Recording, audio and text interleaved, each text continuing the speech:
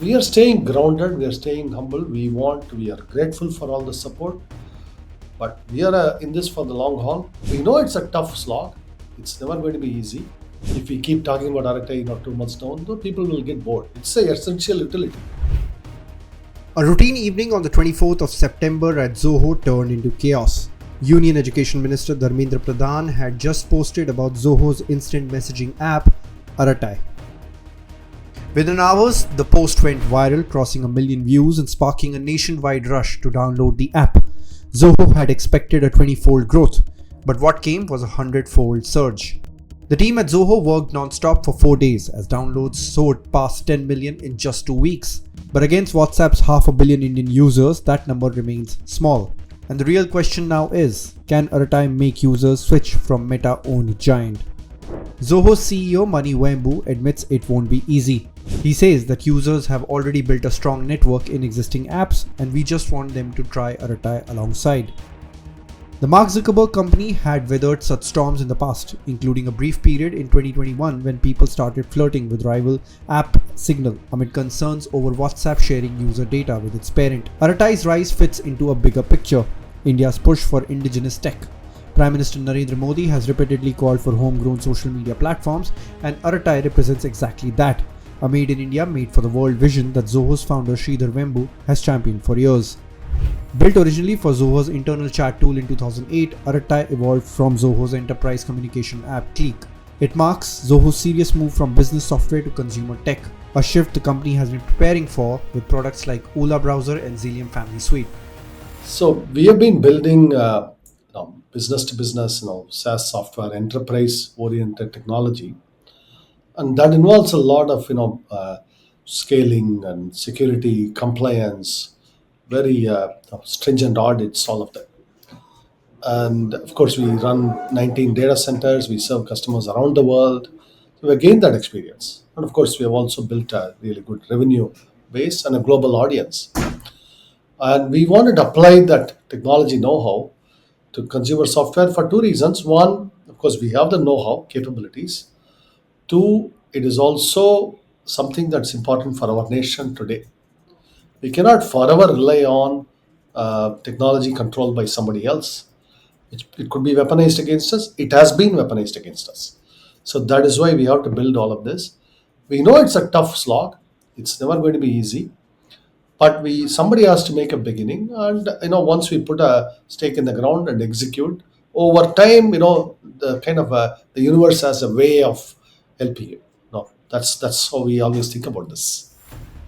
Yet the battle ahead is tough. WhatsApp is a global behemoth with 3 billion users worldwide deeply integrated into people's lives and businesses.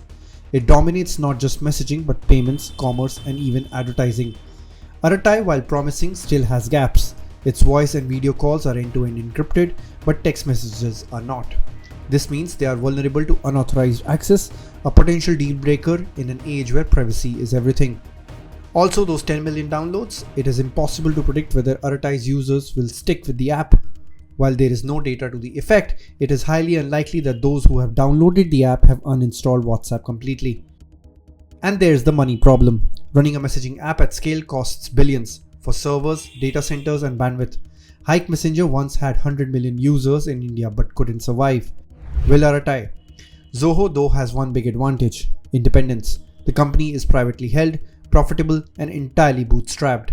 It earns $1.5 billion annually, runs its own data centers, and doesn't rely on outside investors. That freedom means Zoho can afford to take risks without shareholder pressure. But I wanted to understand that, like you mentioned, right?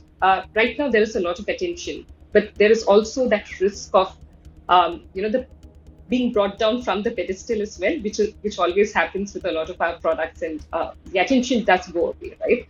So how are you envisioning Arattai to develop? You have spoken about interoperability. You have spoken about UPI.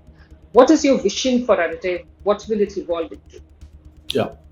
The obviously nothing, no, none of this kind of attention can last forever. People will get bored.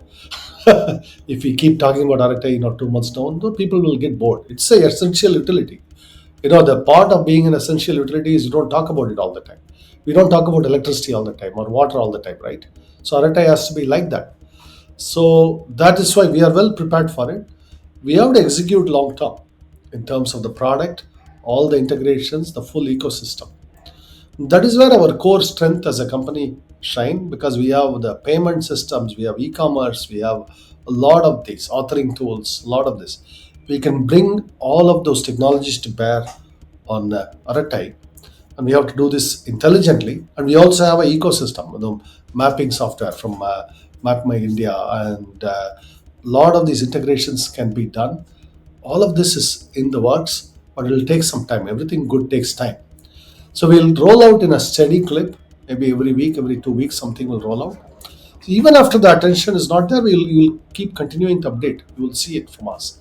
And that's when I think the world will take note. And we have experience doing this. When Zoho Mail launched back in 2009, absolutely nobody cared. Microsoft had already won the corporate email market.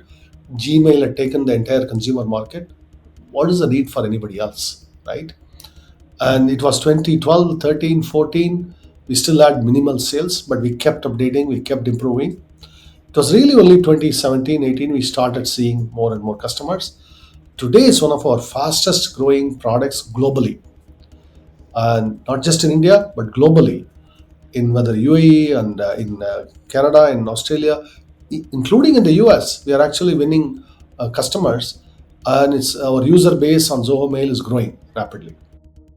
The company plans to integrate UPI payments, link up with ONDC for commerce, and allow small businesses to set up accounts and catalogs inside Arattai. The goal is simple: make Arattai useful, not just patriotic. Still, dethroning WhatsApp requires more than features. It needs habit change. People must find Arattai better than WhatsApp, not just Indian. In the end, Arattai's story isn't just about a new app. It's about India's digital independence, an attempt to reclaim tech ownership in a world dominated by foreign giants. We are staying grounded, we are staying humble. We are grateful for all the support, but we are in this for the long haul. And because our attention spans necessarily, it's not everybody cannot be talking about Arattai all the time. At one point it seemed like it, but it cannot last. And we have to execute, and so we are staying grounded. And even our critics will see over time, the it's Indian technology is required. It's in the interest of their own children, grandchildren, all of it. If our children have to have a future in this country, we have to build all this technology here. Companies that do it are necessary, whether it's Zoho or somebody else. Indian companies have to be building this. I think once all this current moment passes, people will come to recognize that.